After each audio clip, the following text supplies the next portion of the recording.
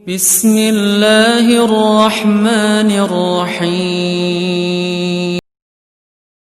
Assalamualaikum warahmatullahi wabarakatuh. Alhamdulillah, wassalatu wassalamu ala rasulillah wa ala alihi wa ashabihi wa mawalah. Amma ba'du. Bapak Ibu yang dirahmati oleh Allah, kita tahu bahwa kita ini adalah hamba Allah. Maka kita mesti taat kepada Allah. Yang namanya hamba itu adalah terserah tuannya. Apa kata tuannya? Tuannya mengatakan kita mesti beribadah. Allah mengatakan dalam Az-Zariyat, A'udzubillahi minasyaitonirrajim. Bismillahirrahmanirrahim. Wa ma khalaqatul jinna wal insa illa liya'budun. Dan tidak aku ciptakan jin dan manusia kecuali untuk menyembah kepadaku, kata Allah. Maka beribadah adalah sesuatu kemestian. Alasan kita diciptakan untuk melakukan ibadah, maka mesti kita cinta kepada ibadah. Bahkan tidak hanya sekedar kewajiban kita menganggapnya, tapi jadikan ibadah sebagai kebutuhan. Dan kenyataannya ibadah itu memang kebutuhan. Ya. Kenapa kita sebut kebutuhan? Karena kalau kita tidak beribadah, kacau. Kalau kita tidak beribadah, binasa kita, celaka kita, diazab kita. Tidak hanya di akhirat, bahkan di dunia para pembangkang telah banyak yang diazab oleh Allah. Na'udzubillah. Untuk kita ingin bahagia, banyak orang mencari kebahagiaan dengan banting tulang, peras keringat, bekerja keras siang dan malam. Ya, belum lagi siang dia sudah pergi bekerja. Ya, hari sudah malam dia baru pulang bekerja, katanya untuk bahagia. Oke, tidak ada masalah kalau untuk mencari nafkah yang halal.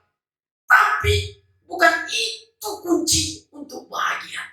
Kunci untuk bahagia itu adalah tunduk patuh, berserah diri sepenuhnya kepada Allah Subhanahu wa ta'ala. Beribadah, menghambakan diri. Islam artinya sepenuhnya menyerahkan diri kepada Allah. Kita dalam hidup ini ada dua macam yang kita lakukan, yaitu ibadat dan juga adat. Ibadah dan adat. Ibadah segala sesuatu yang disukai oleh Allah, baik itu berupa perkataan dan perbuatan, bahkan gerak hati yang itu baik dilakukan karena Allah, insya Allah bernilai ibadah. Kemudian kalau adat apa? Kebiasaan, rutinitas yang bukan kelompok ibadah. Seperti misalnya makan, minum, istirahat. Kita misalnya mandi. Kita misalnya jalan-jalan. Itu bukan kelompok ibadah, tapi sebenarnya bisa bernilai ibadah. Selagi perbuatan itu tidak dibenci oleh Allah, selagi perbuatan itu bukan larangan Allah, kita lakukan karena Allah, maka dia masuk kategori ibadah. Misalnya makan. Kenapa kita makan? Agar kita kuat melakukan ibadah. Agar kita semangat mencari nafkah yang itu diperintahkan oleh Allah. Misalnya kita sebagai kepala keluarga, sebagai seorang ayah, sebagai seorang suami, wajib mencari nafkah selagi kita mampu untuk melakukannya. Maka kita makan. Agar kita diberi oleh Allah lewat makan itu stamina, tenaga yang semangat. Kita lakukan karena Allah, berpahala. Kita mulai dengan membaca doa. Kita akhiri dengan bersyukur. Kita tutup dengan doa. Mandi biar kita bersih misalnya, biar kita segar. Ya, semangat melakukan ibadah. Maka kembali lagi kita akan bernilai ibadah melakukannya. Apalagi misalnya tidur agar stamina kita kembali pulih. Semangat kita lagi melakukan berbagai macam kebaikan. Insya Allah juga bernilai ibadah. Jadi ibadah itu tidak hanya masjid, tidak hanya ke masjid, tidak hanya yang berhubungan dengan masjid. Di luar masjid juga banyak ibadah. Tidak hanya mesti ke tanah suci. Memang itu ibadah yang luar biasa ke tanah suci. Tapi di tanah air banyak ibadah. Ya. Tidak hanya sekedar zakat, puasa, tidak hanya sekedar bersedekah misalnya. Kita tanya kabar saudara kita. tersenyum kita kepada orang-orang yang ada di sekitar kita, itu bernilai ibadah. Kenapa? Nabi yang mengatakan, tabassamuka ila wajhi akhika sedekah. Senyummu kepada saudaramu bernilai sedekah. Kita kan tahu sedekah itu ibadah. Jadi memang disuruh kita sedang di rumah beribadah. Ibadah bagaimana? Jalin hubungan baik dengan keluarga di rumah, pasangan, anak-anak, orang tua. Sedang di luar berusaha, kita sedang beribadah. Sedang menawarkan dagangan, sedang beribadah. Ya. Kan setelah sholat Allah katakan, fantashiru fil ardh. Jika kamu telah selesai melakukan sholat, maka bertebaranlah di permukaan bumi. Untuk apa? Wabtaghu min fadlillah. Cari karunia Allah. Selagi itu Allah yang menyuruh kita patuh terhadapnya. Ibadah. Asalkan melakukannya karena Allah. Maka mari kita tanamkan dalam batin kita bahwa kita butuh ibadah. Dan ternyata lebih butuh kita kepada ibadah daripada kepada makan. Kok bisa? Makan kan sumber energi. Makan kan bisa lemah kita kalau tidak makan. Memang kita sangat butuh dengan makan. Tapi kita mesti tahu paling fatal, paling parah akibat tidak makan sehari, 2 hari, 3 hari, beberapa hari, paling akibatnya yang paling fatal itu adalah mati. Matinya berapa kali? Sekali. Kalau tidak ibadah, apa akibatnya? Akibatnya adalah lebih dari mati, bahkan berkali-kali. Bisa juga kita sebut matinya berkali-kali, bahkan lebih sakit. Memang bagaimana kalau tidak ibadah? Allah marah, Allah murka, Allah akan memberikan kepada kita siksa, azab, neraka. Apa kata Allah kepada para penghuni neraka?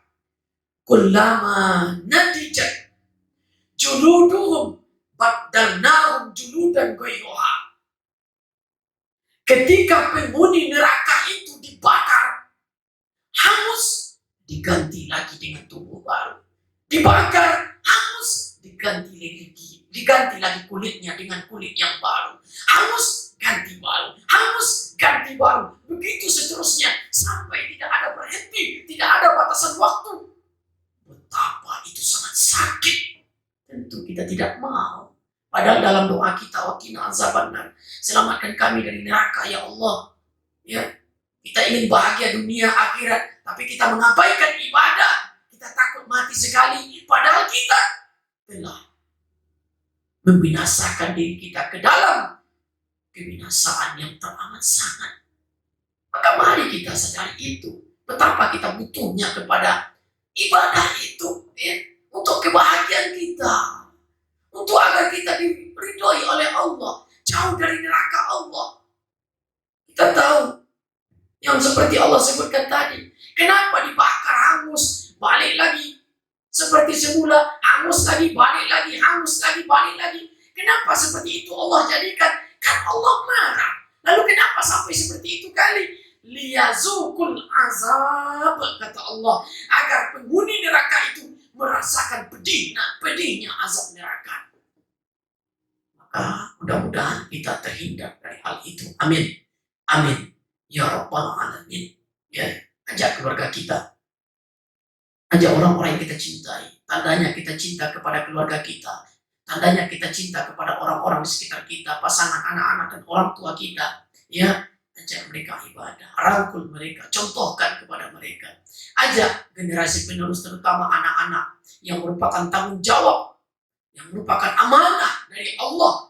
Maka, bagaimana cara mengajak yang paling bagus? Contohkan. Kalau kita ajak, nak sholat, nak ke masjid, nak mengaji, kita tidak ikut, kita malah melakukan hal lain, kita malah ambil remote, hidupkan TV, tidak ampuh. Kenapa? Yang ampuh itu adalah dengan mencontohkan. Nabi yang mengatakan, lisanul hal afsahu min lisanil maqal. Mengajak dengan mencontohkan jauh lebih ampuh daripada mengajak dengan kata-kata. Maka kalau mengajak anak sholat, lakukan sholat. Kalau mengajak anak membaca Al-Quran, baca Al-Quran bersama anak. Kalau mengajak anak menutup aurat, hai ibu, hai para perempuan, hai siapapun itu, ya ingin orang yang dia cintai menutup aurat, tolong contohkan menutup aurat yang baik. Semoga kita sama-sama selamat. Ku anfusakum wa ahlikum nara, kata Allah. Jaga dirimu dari neraka dan juga jaga keluargamu dari neraka. Mudah-mudahan kita adalah orang-orang yang dijaga oleh Allah dari kebinasaan, dari segala bahaya dunia dan lebih-lebih akhirat. Amin ya rabbal alamin. Terima kasih, mohon maaf, mudah-mudahan bermanfaat. Assalamualaikum warahmatullahi wabarakatuh.